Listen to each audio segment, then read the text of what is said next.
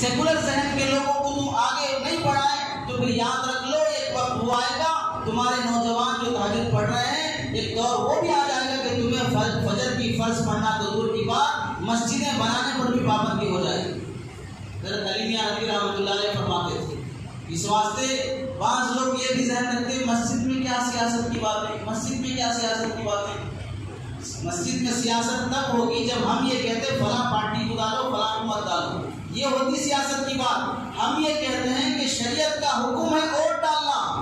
واجب ہے ووٹ ڈالنا، ووٹ بیچنا حرام ہے، حلال حرام کی بات مسجد میں نہیں ہو تو کہاں پر ہوگی، واجب اور فرض کی بات مسجد میں نہیں ہو تو کہاں پر ہوگی۔ اپنی جو کوتاہی کرتے آ رہے ہیں آج تک، لمحوں نے خطا کی تھی صدیوں نے سزا پائی، تاریخ کے اوراق نے وہ دن بھی دیکھے ہیں کہ لمحوں نے خطا کی تھی صدیوں نے سزا پائی۔ اگر تم 5 سال میں آدھا گھنٹہ اپنا ووٹ کا صحیح استعمال کرنے کے لیے وقت نہیں دیتے ہو تو 5 سال میں جو بھی تمہیں جھوٹے پڑیں گے اس پر شکایت کرنے کا بھی حق نہیں رہے گا،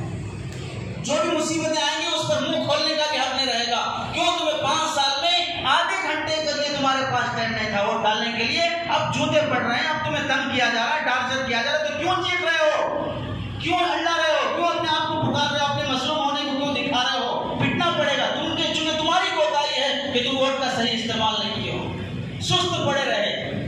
شریعت کا حکم ہے اس واسطے ووٹ کو تقسیم ہونے مت دو، سیکولر ذہن کے لوگوں کو آگے بڑھاؤ۔ اگر مسلمان متحد ہو کر 18 کروڑ کے مسلمان اگر صحیح ووٹ کا استعمال کر لیں گے تو پھر سیکولر آدمی اگر آئے آگے تو پھر وہ ملک کی تمام اقلیتوں کے لیے جو ملک کا بھی خیر خواہ ہو، مذہب کا بھی خیر خواہ ہو، ہم مسلمانوں کو آگے بڑھانے کی بات نہیں کرتے ہیں، ملک کی جمہوریت کی حفاظت کی بات کرتے ہیں۔ اللہ تبارک و تعالیٰ سے دعا ہے کہ سنی باتوں پر عمل کی توفیق نصیب فرمائے۔